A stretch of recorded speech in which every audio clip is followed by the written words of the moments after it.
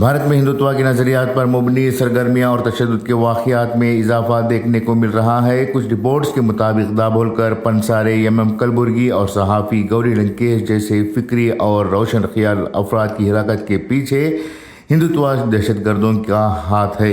हाल ही में बागलकोट में भी वाक़या इन इल्ज़ामात को तक़वियत दे रहा है। इतलात के मुताबिक श्री राम सेना के रहनुमा गंगाधर कुलकर्णी की क़ियादत में 186 कारकुनों को बंदूक चलाने की तरबियत दी गई। 6 दिन की इस तरबियत में निशानाबाजी और असलह की इस्तेमाल की तकनीकें सिखाई गई।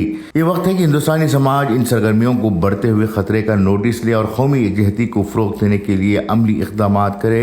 भारत में जारी फ़िरक़ा वाराना कशीदगी के दौरान श्री राम सेना की जानिब से अपने कारकुनों को बंदूकों के इस्तेमाल की तरबियत देने का इंकशाफ ने एक नई बहस छेड़ दी है।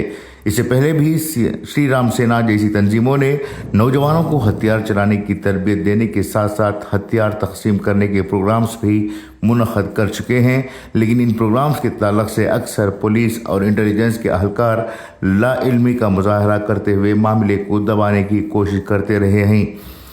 तनकीद करने वालों का कहना है कि यह तरबियत फ़िरक़ा वाराना तशद्दुद को हवा देने की साजिश का हिस्सा है। श्री राम सेना के रियासती सदर गंगाधर कुलकर्णी ने इस हवाले से वजाहत दी है। इनके मुताबिक ये तरबियत सिर्फ एयरगन के ज़रिए सेल्फ सिक्योरिटी और सेल्फ डिफेंस की महारतें सिखाने के लिए दी गई हैं। हम हर साल मुंतखब कारकुनों को इस तरह की तरबियत देते हैं ताकि वो आइंदा चैलेंजेस का सामना कर सकें। ये मशक़ महज हिफाजती मक़ासद के लिए हैं और इसमें कोई गैर क़ानूनी अमल शामिल नहीं है।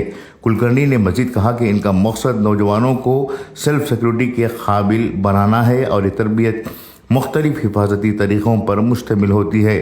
ये बयानात भारत में मौजूदा सियासी और समाजी माहौल में एक नए ज़ाविये को जन्म देते हैं। तनक़ीद करने वाले और इसकी हिमायत करने वालों के दरमियान बहस जारी है कि क्या ये इक़दामात अमन व अमान के लिए ख़तरा हैं या महज खुद हिफाजती तरबियत का हिस्सा हैं। Bureau report, Inquilab news, Bengaluru.